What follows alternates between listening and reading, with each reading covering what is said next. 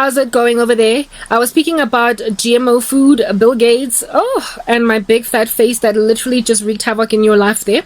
But we are going to correct ourselves in a minute now. Yes, I was speaking about genetically modified food. And how it is that it's literally not even such a big idea all over Africa. South Africa is quite heavily industrialized and heavily influenced by the West, so we got a whole bunch of GMO rubbish all over the show. Grandshop, we also have tags of GMO, non-GMO. Like if you're buying cinnamon and it's not and it doesn't say on the cinnamon package that it is non-GMO, then it's GMO, and non-GMO food is a lot more expensive. So yeah, unfortunately we have done away with our roots in South Africa, but other African countries are still largely non-GMO, so we have not been taken over by a poison in our food that likely might even mutate our genetic structure in a way that is unfashionable in the sight of God. Anyway, anyhow, so that's the one thing that I also kind of highlighted, the global agenda over food, the food crisis as well. The food crisis apparently currently going on in largely the Western nations of this world. Let's talk about South Africa. Hello guys, what's up? My name is Kurazishus, Kurazamzam, Zuzum, Zoom, Zoom, Zubzabapoo. Right, and I'm South African, and there is no current food crisis in my country. There is no supply chain crisis in my country. There are no ships that are not landing on time in my country. And if you go to the supermarket, you're going to find everything you found there last year. If anything, they might have new products on there. There are no empty shelves in my country. There are no empty fridges in my nation. There is also not super inflation in my country, just an irresponsible government that is making doubly sure that we cannot get electricity. But whatever was going on with our supply chains down here in sub-Saharan Africa has been the same all along. So the supply chain issues that are apparently bringing about a global famine going on there in the west of the world, in Europe and in the United States of America, is not our issue down here in Africa. We've always been a little bit of a hungry conglomerate, so it's not like there is anything brand spanking new going on when people are starving in Africa. However, it is not because of a deliberately planned supply chain blockage. Scissorhands, Edward Scissorhands is Justin Trudeau. Edward Scissorhands is Bill Gates. Edward Scissorhands is Klaus Schwab. Edward Scissorhands is Noah Yuval Harari, whatever his name is. Edward Scissorhands is Joe Biden, okay? There are Edward Scissorhands sitting in the United Nations, the World Economic Forum, and maybe even the WHO, okay? That are literally nipping in the bud the joy of Western society. They are messing with first world economies at present. But not so much are they touching Africa because it's already been kind of, in a little bit of a slump and a state. I have not personally, neither can my mother give you any such testimony, experienced not being able to pick up something that has always been there at the store. The shelves of Woolies are still bustling, teeming at the folds with goodies. The shelves of Pick and Pay Checkers. The shelves of even your clothing stores. There is no supply chain issue. However, there is one in the US. The US is very hugely influential. It is a world superpower. It is indeed a superpower. For those reasons, it is choking and severing and suffering of the rest of the world for them to suffer in this way, because they are trading partners with literally almost all the world, if not all of the world. However, their issue is kind of isolated. Yes, it does have ripple effects like a ricochet, but it has not yet come here down in Africa, where we are at more South Africa, to a point where we're like, oh snap, like, oh man, like, where in the world is my Tinkies from my shelf? There is still Tinkies, there is still strawberries, there are still blueberries and flowers being bought. There are still cinnamon sticks and cinnamon crushed powder and ginger at the food lovers market. It's literally all still there, guys. And ever since these global food crises stories started being flailed around on social media, nothing has ever changed. The only thing that I likely might say might have changed might be the prices, but even then, not too badly. The war in Ukraine that wreaked havoc in the sunflower industry did not wreak havoc in our lives, because guess what? Oil might be a little bit more expensive in this country, but sunflower seeds are the same price. They're still hella cheap.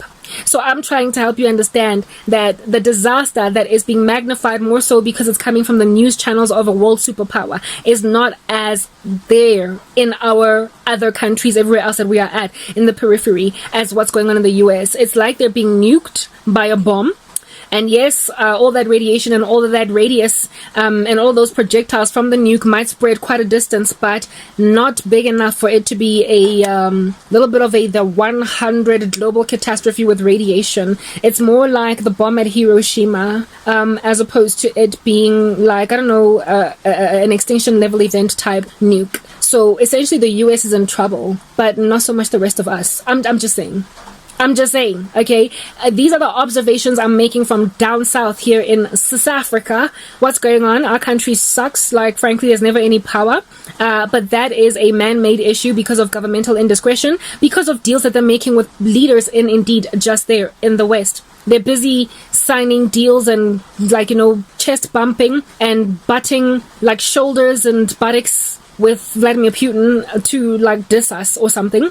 To deliberately create a Galilean dialectic kind of model where there's a disaster down here, so let's fix it all. Let's come rock up as Spider-Man, Superman, and all different kinds of superheroes. Maybe the Incredible Hulk, because they're always so angry at each other, pretentiously so, throwing potatoes and bananas at one another in front of us so it can look like they're at war, when down below, underneath the table, they're actually doing some shoddy deal. Yeah. But largely, we're still kind of stable, even though we don't have power. Our economy is being decimated by an irresponsible government that has made a decision to try to experiment on his own country the way that the United States government is experimenting on their own land. South Africa is the wimp of Africa. I will tell you that. It is the wuss of Africa. South Africa is the... like, if we were gonna use terminology within the racist ideology, you know how within white supremacy there are these black people called Uncle Toms, and they are allegedly, apparently, these guys that support this white supremacist regime despite them being black, just for the sake of gaining perks and benefits so they're not so harshly mistreated during a time when everybody else is being harshly mistreated just because they happen to be supporting the white supremacist government. Yes, thank you. In the movie Sarafina, there was this character there by the name of Sabela. Sabela or Sabelo was an Uncle Tom because he worked for the apartheid government at the expense of black people that are trying to come out of the oppression. Well, in using that analogy of an Uncle Tom, South Africa, in comparison to the rest of Africa, is like a freaking Uncle Tom. In other words, it is the one African country that is like literally throwing itself to the dogs to be cooed over by Western powers and not independently grow, such that it has allowed a lot of Western influence to tarnish its Africanacity, in a way that other African countries have not sold their souls over to the Western devil, if you want to call it that. The South Africa is an Uncle Tom, but in using that analogy, let's rather say it is the sellout in Africa. It is the least African country in Africa. It is the least proudly so African nation in Africa. We have been more gentrified than any other single nation in this continent.